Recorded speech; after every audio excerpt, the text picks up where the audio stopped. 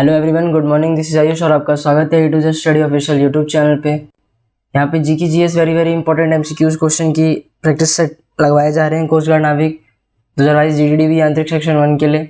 अब 22-23 आज 24-25 तारीख से आप लोग के एग्ज़ाम स्टार्ट हो जाएंगे, तो आपको एक नंबर प्रोवाइड कर दिया जाएगा कि जितने भी पेपर में क्वेश्चन आते हैं अगर आपको ये याद रहते हैं तो आप हम भी बता पाएँ, जिससे कि हम उसका सॉल्यूशन आपको सही ढंग से बता पाएँ। ओके, तो आप ये जरूर कोशिश कर दीजिएगा और 1-2 दिन में हम वो व्हाट्सएप का नंबर आपको प्रोवाइड कर देंगे जिस ग्रुप पे आप क्वेश्चन भेज पाएँ। ओके, चलिए आगे बढ़ते हैं। सारे सॉल्यूशन करवा दिए जाएंगे। अब जो इंडियन नेवी डे है, ये कौन सा जो ऑपरेशन करा था, ये सक्सेसफुल ऑपरेशन था, इसलिए हम 4 नवंबर को इंडियन नेवी डे बनाते हैं। सबको मालूम है 4 नवंबर को इंडियन नेवी डे बनाते हैं।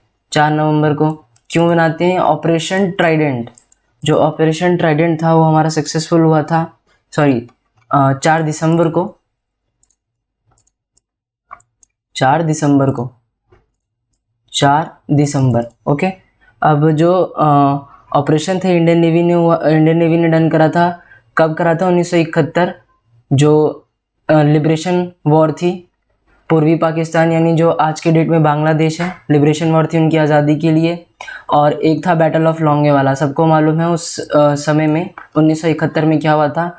और ये क्वेश्चन इसलिए आ सकते हैं, इसलिए इंपॉर्टेंट हो सकते हैं क्योंकि अभी जो विवाद चल रहे हैं रशिया और यूक्रेन के, तो इसलिए ये इंपॉर्टेंट हो सकते हैं, क्वेश्चन आ सकते हैं। ओके, बैटल ऑफ लोंगेवाला यहाँ पे लिख देता हूँ। ये 1971 है और लिबरेशन वॉर थी, liberation war of Pakistan, east Pakistan या फिर बांग्लादेश। ओके, क्योंकि उसके बाद ही बांग्लादेश उसका नाम रखा गया था। सितंबर 2021 में इंडिया ने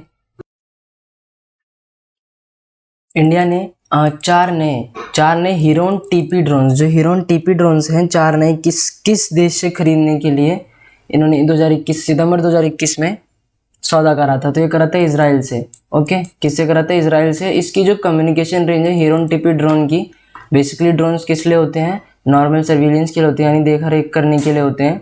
ओके, और इनकी कम्युनिकेशन रेंज कितनी है? 1000 किलोमीटर। कितनी है? 1000 किलोमीटर। और इंडियन आर्मी ने सितंबर 2021 में ही सेम डे इंडियन आर्मी ने एक जो एक्सप्लोजिव कैरियर है, 100 एक्सप्लोजिव कैरियर थे, इनका नाम है स्काई स्ट्राइकर, ये भी लिया था। ओके, चलिए, इसका कैपिटल सबको मालूम है, जेरूसलम। और इजरायली शेकेल इसकी करेंसी है, मुद्रा है। एसोसिएशन फुटबॉल इसका स्पोर्ट है। जिसने जो एमसीक्यू पार्ट 1 और पार्ट 2 नहीं देखे वो जाके जरूर देखिए, वो भी इम्पोर्टेंट क्लास है, उसमें टॉपिक वाइज क्वेश्चन है, इम्पोर्टेंट है। ओके, आप उसे देख सकते हैं। क्वेश्चन नंबर 3, नवंबर 2021 में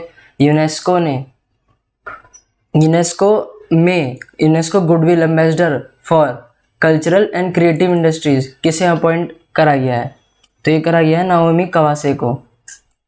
किनको करा गया है? नाओमी कवासे को। चलिए आगे बढ़ते हैं।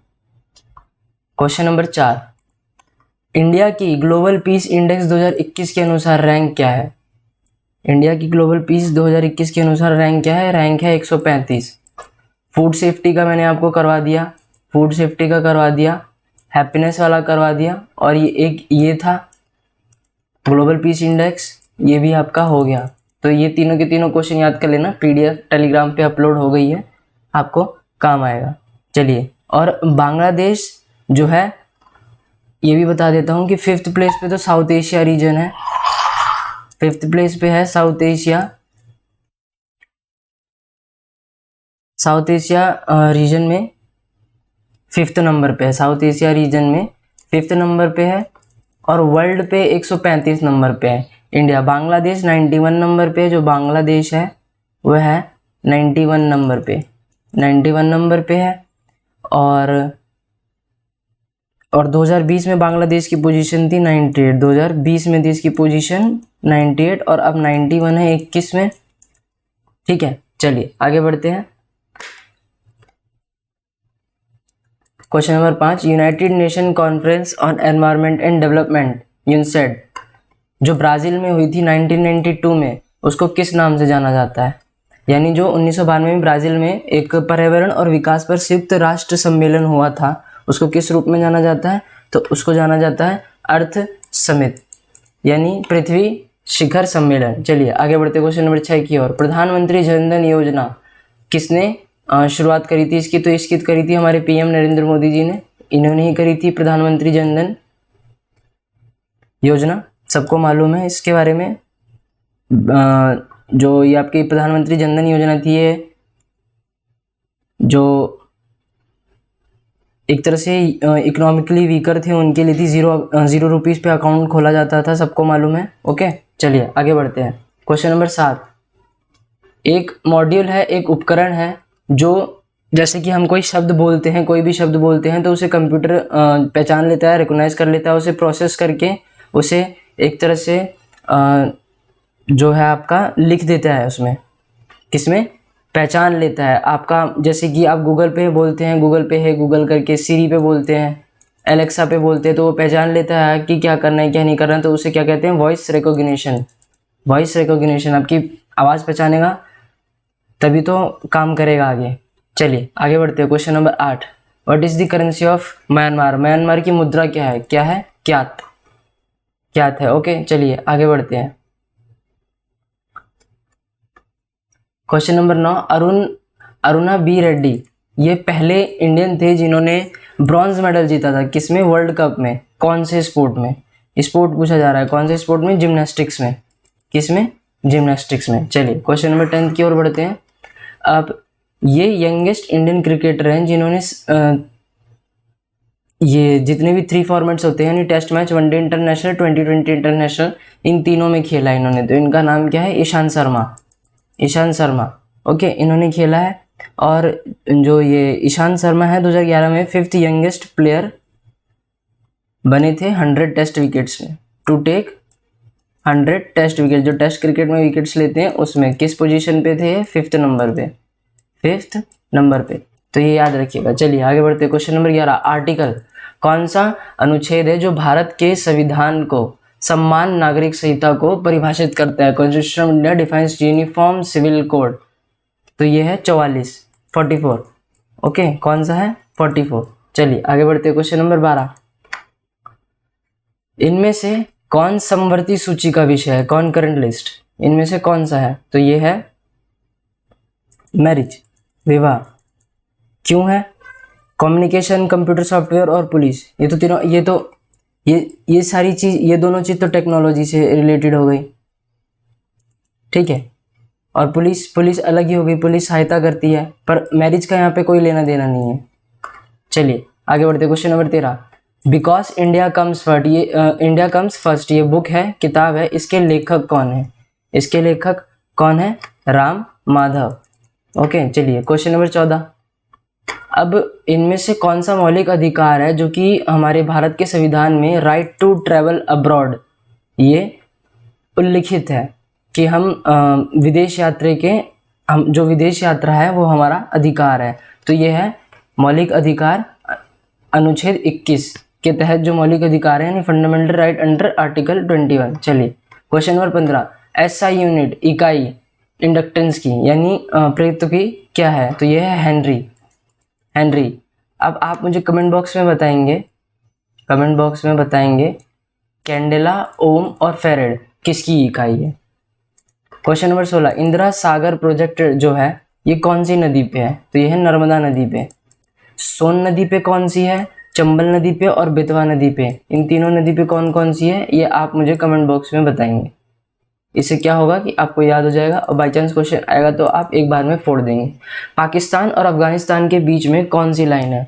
अब जो लाइन पाकिस्तान और अफगानिस्तान के बीच में है वही लाइन अफगानिस्तान और इंडिया के बीच में भी है। तो ये सेम है डुरंड लाइन। ये पाकिस्तान और अफगानिस्तान के बीच में भी है, और अफगानिस्तान और इंडिया के बीच में मैकमोहन लाइन। चाइना और इंडिया के बीच में कौन, किसके बीच में? चाइना और इंडिया, इन दोनों के बीच में। ओके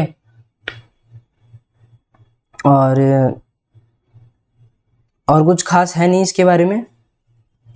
चलिए आगे बढ़ते हैं। Question number 18। बिहू डांस कौन से राज्य का लोकप्रिय है? तो बिहू कहाँ पे है? असम। बिहू है तो बिहू डांस भी असम का ही होगा। क्वेश्चन नंबर 19, महात्मा गांधी जो महात्मा गांधी हैं, इन्होंने अपना भारतीय राष्ट्रीय कांग्रेस का अधिवेशन की अध्यक्षता कहाँ पर करी थी?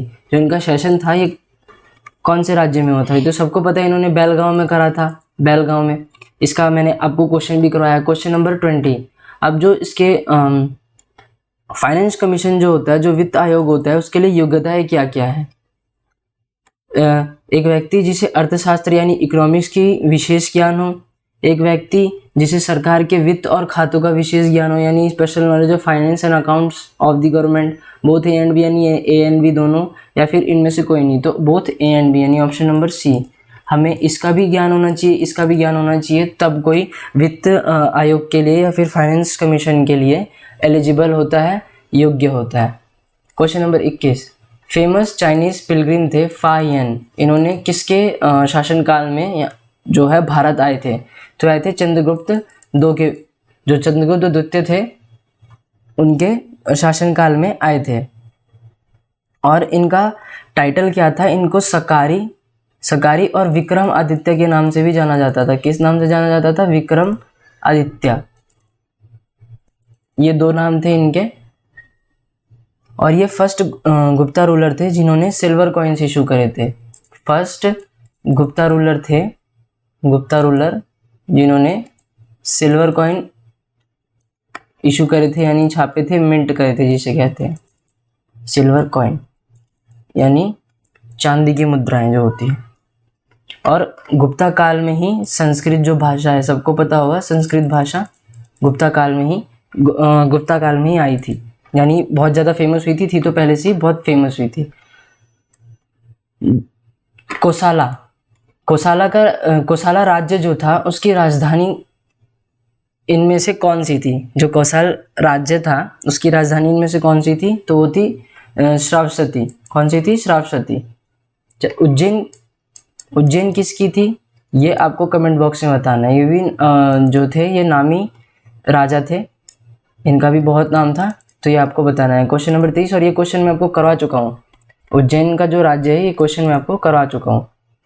जो चेरा या फिर चेर वंश का जो शाही चिन्ह था, रॉयल एम्बलम था, वो इनमें से कौन सा था? वो था धनुष और बाण यानी bow and arrow. Golden eagle lion किसका था? वो आपको मुझे कमेंट बॉक्स में बताना है। लॉयन किसका था? कमेंट बॉक्स में बताना है। क्वेश्चन नंबर 24, पैंथोनिक एसिड यानी पैंथोनिक अम्ल के रूप में भी जाना जाता है, इनमें से कौन से विटामिन को जाना जाता है? तो जाना जाता है विटामिन B5। किसको जाना जाता है? B5। ये हमारा लास्ट क्वेश्चन, क्वेश्चन नंबर 25। अब इन जो रक्त का समूह होता है इसमें से कौन सा सार्वभौमिक दाता हो सकता है, यूनिवर्सल डोनर, यानी वो A को भी दे सकता है, B को भी दे सकता है और AB को भी दे सकता है। तो वो होता है O पॉजिटिव, O नेगेटिव। दो तरह के होते हैं ये किसी भी जो ये एक तरह से यूनिवर्सल डोनर होता है, किसी भी ब्लड ग्रुप के ब्लड को दे सकता है, लेकिन इसको कोई नहीं दे सकता, इसको कोई नहीं दे सकता। अगर बाई चांस किसी के पास O पॉजिटिव नेगेटिव है तो खाली वही दे पाएंगे जिनके पास O होगा। ओके, ना A दे सकते हैं, ना B, ना AB।